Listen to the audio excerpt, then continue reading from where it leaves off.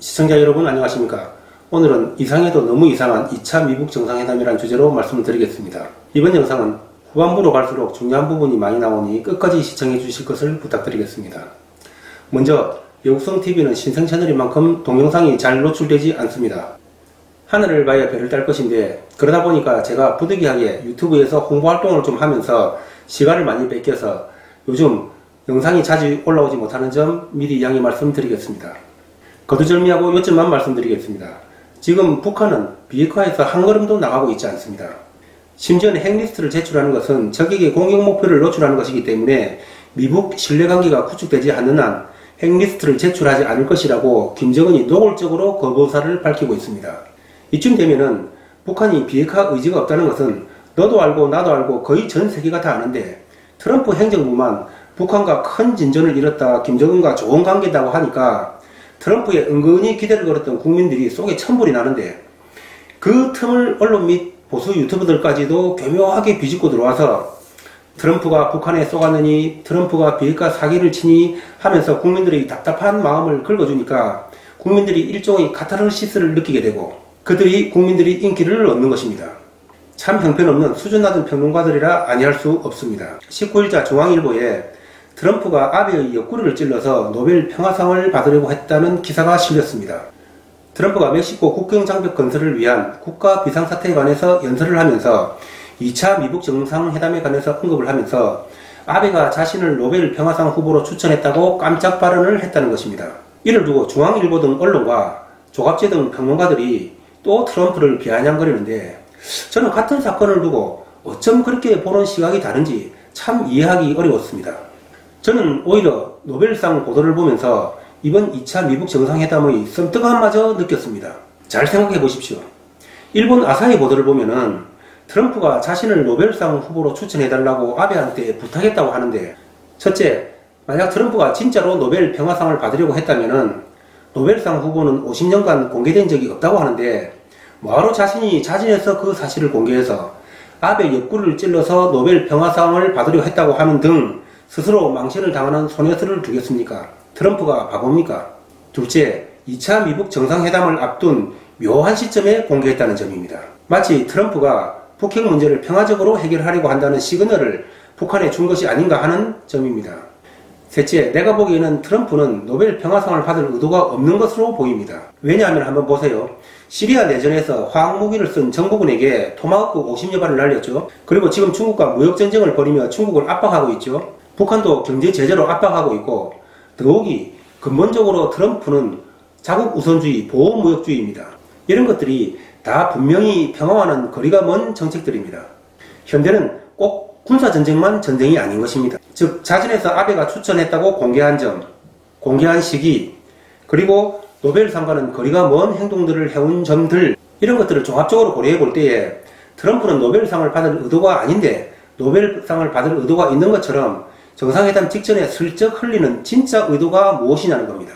저는 이것을 마치 전쟁에서 전략상 일부러 적군에게 패한 척 도망가며 적군을 함정까지 유인하는 유인책과 같은 것이 아닌가 하는 생각이 드는 것입니다. 이런 생각을 뒷받침하는 것이 북한은 비핵화할 생각이 없다는 것은 대부분 알고 있는데 트럼프가 자꾸 북한이 비핵화할 것이라고 믿는 것처럼 행동한다는 사실입니다. 이것을 두고 평론가들은 트럼프를 비난하지만은 그건 전체 큰 그림을 보지 못하고 사건 하나만 따로 보는 단세포적인 발상이라는 것입니다. 지금 미국이 중국과 왜 무역전쟁을 하고 있습니까? 맞습니다. 바로 경제적으로 중국이 미국의 턱밑까지 쫓아왔기 때문입니다. 미국도 많은 출혈을 감수하면서 중국과 무역전쟁을 하고 있는 이유는 경제적인 패권을 지키기 위해서 플라자 합의로 일본을 꺾어 놓은 것처럼 관세와 지적재산권으로 중국을 꺾으려 한다고 볼 수 있는 것입니다. 그렇다면 군사적으로는 패권 유지를 위해 북한이 핵을 가지는 것은 미국에게 어떤 의미일까요? 미국이 양보할 수 있을까요? 우선 미국이 왜 북핵을 절대적으로 제거해야 하는지 그 이유를 알아야 합니다. 당연히 핵 확산을 막고 비정상 국가가 핵을 가지는 것을 막는 것은 기본이고 그것보다 중요한 것은 아시다시피 북한은 중국의 행동대장입니다. 어떤 일을 처리해야 하는데 정부가 나서기 어려운 일이 있습니다. 그때 나서는 것이 시민단체입니다. 비슷한 논리로 중국은 정상 핵 보유국가입니다.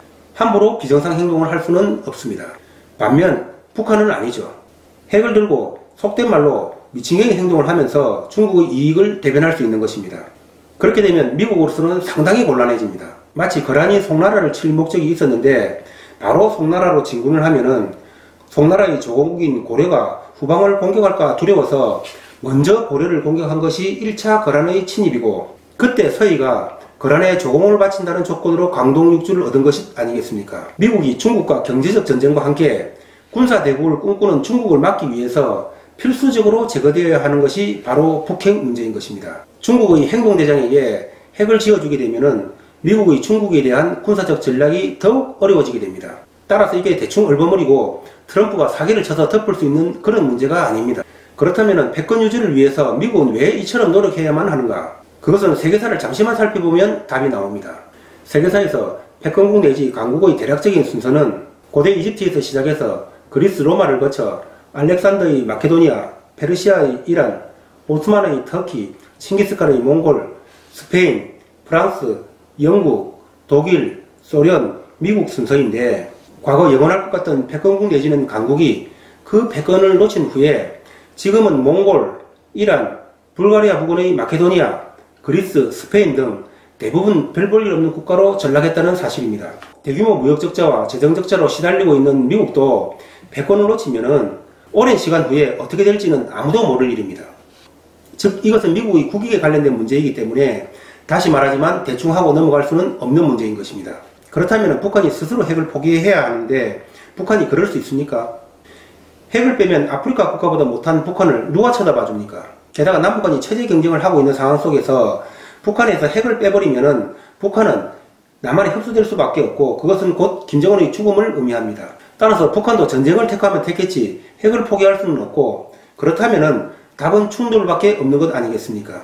큰 틀에서의 답은 정해져 있는데 그 답을 찾아가는 과정에서 소소한 사건들과 트릭을 보고 트럼프가 쏘았니 사기를 치니 하는 그런 평론가들은 한마디로 그냥 무시하면 된다고 봅니다. 마지막으로 평창 이후 대한민국이 북한에 대한 제재 예외를 미국에 많이 요청했는데 미국이 대부분 다 들어줬죠. 왜 다 들어줬다고 생각하십니까? 만약 미국이 처음부터 제재 예외 요청을 거부했다면 한국이 아무것도 북한에 못 해줬겠죠. 하지만 하나를 승인해주니 다른 것도 승인해달라고 요청을 하고, 이런 노력들이 북한에서 볼 때에 얼마나 예뻐 보였겠습니까? 즉 남북이 서로 짝짝꿍 하도록 미국이 제재 예외 승인을 해주면서 판을 깔아준 것이라고 봅니다. 뭐 때문에요? 그렇죠. 북한 입장에서도 미국과 잘 타협만 하면은 대한민국을 털도 안 뽑고 먹을 수 있다는 욕심이 생기겠죠. 미국 입장에서 미끼를 하나 던진 것이라고 봐야 할 것입니다. 트럼프가 비핵화의 시간표가 없다, 이번 회담이 마지막이 아니다라는 말을 쏟아내고 있습니다. 어쩌면 내년에 북핵을 한 방에 정리해버리고 지지율 급등 상태 속에서 내년 대선을 계획하고 있는지도 모릅니다. 그것은 트럼프와 그의 최측근들만 알 것입니다. 그러나 2차에서 정리를 하든 3차에서 정리를 하든 그건 트럼프의 시간표에 달려있는 것이고, 중요한 것은 북북밖에 없다는 생각을 하면서 결론적으로 트럼프의 노벨상 발언은 김정은에게 독이 든 사과다라는 말씀을 드리면서 오늘 방송을 마치겠습니다. 구독과 좋아요 잊지 마시고요. 오늘도 행복하고 건강한 하루 되십시오. 감사합니다.